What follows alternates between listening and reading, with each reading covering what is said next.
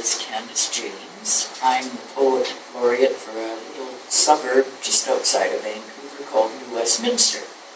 Much smaller, so we do have a few poets there, of which I'm one. I'm pleased to be here today, and I'd like to thank Black Dot for including me in this panel. So I'll do a couple of poems for you. The first one is called Bleak House Alley. And it's about the east side of Vancouver and some of the people that live here that would not like to live here. There's many that live here that enjoy it, but there's poor souls sometimes that just have lost their way, and this is about them. On the east side of Vancouver, in Bleak House Alley, a broken Cinderella candles the night, weaving phantom dreams in the pale twilight.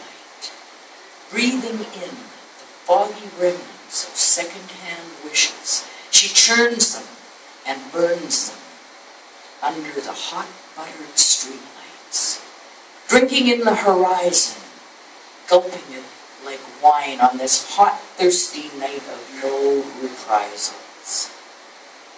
She doesn't remember when the rain started, but she's sure it shows no sign of letting up soon. This Cinderella broke her mirror years ago. She lives in a fantasy world. She thinks she's still beautiful. Her torn mouth twitches, groans into a grin. Yellow teeth, cracked, glinting in the broken bits of moonlight that decorate the one shoe she wears, the other foot, bleeding and scarred. She limps along this highway of tears, searching for her prince, knowing he will not come.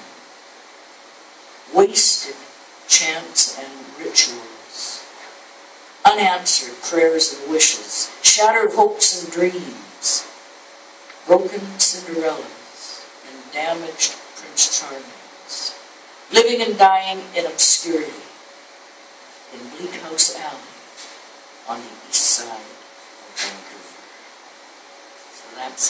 That actually was a poem that came to me after I had gone down to do a radio show at CFRO, and I saw some people that I just wished I could help but couldn't. Anyway, that was that one. Now, I've gotten into writing sonnets a bit lately, and this may bore a lot of you, but I must do a sonnet. I feel like making it my middle name, but I can't. This one's called Hollow Man Burning. The hard-edged rumor of impending death, foreshadowing the tragedy at hand. The promises forsworn with bated breath. Unanswered prayers reign overshadow land. A paper king trades places with a clown, an alcoholic drunkard on the town.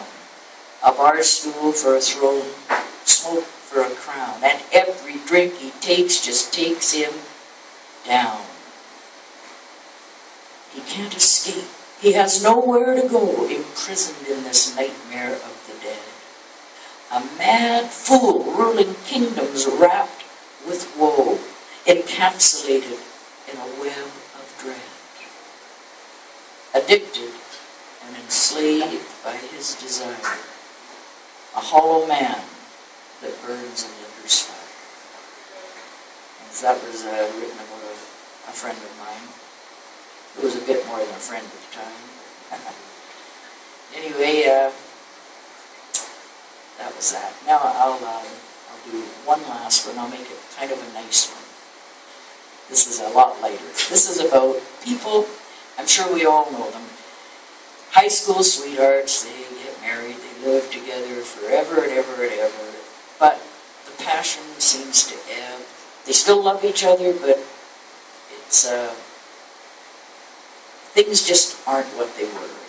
But the love is still there. This one's called This Eve. What shall we do this evening, dear?